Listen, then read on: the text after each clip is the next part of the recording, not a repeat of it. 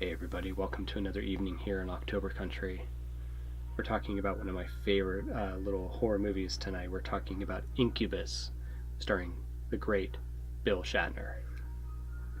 Um, Incubus was made in 1966. It's obviously a black and white kind of art house horror film. It's written and directed by Leslie Stevens, who wrote a lot of Playhouse 90s, Outer Limits, and Buck Rogers episodes. So, very prolific writer who was trying to do something a little bit different here.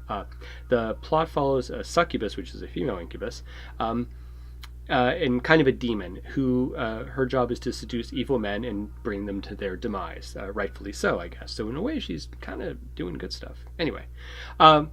For one reason or another, she sets her sights on Mr. Bill Shatner here, who's a good guy, whose character Mark is a noble type of character. And I guess as a kind of challenge, she tries to see if she can lead him to damnation as well, or at least bring out the evil in him, I guess. It backfires. She falls in love with him, of course, because he's Shatner. And now she's in trouble with her demon boss, the actual Incubus, and it all kind of unwinds from there.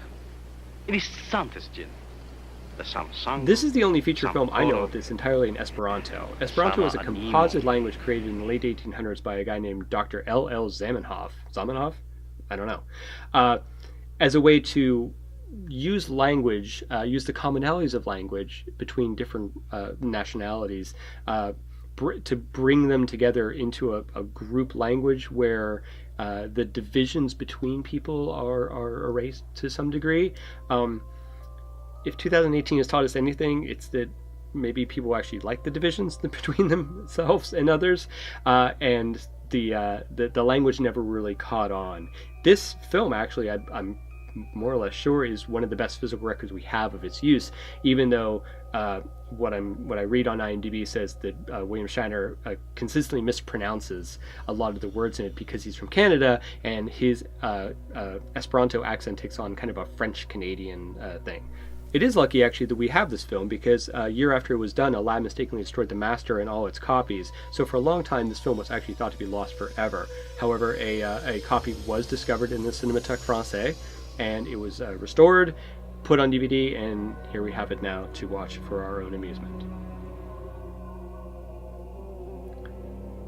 This is like a little gem of a film, and there's nothing else quite like it, and that's one of the things I really do dig about it. I guess the closest film it's to, this is my take, is The Seventh Seal, Ingmar Bergman's film from about 10 years earlier.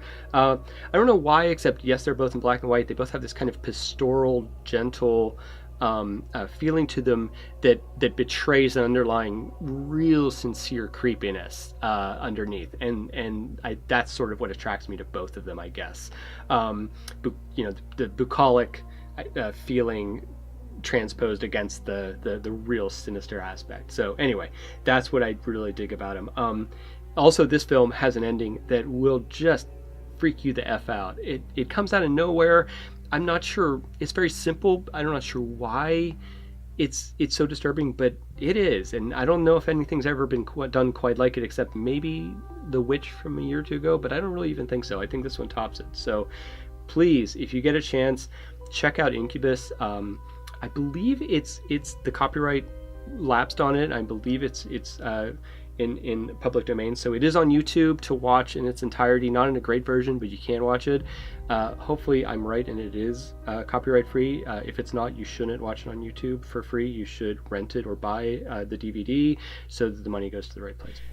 That's tonight's movie. That's Incubus. Thanks very much for watching. My name is Jim Towns. We're counting down to Halloween. We're getting very, very close now, and we'll be back tomorrow with a new one. Thanks very much.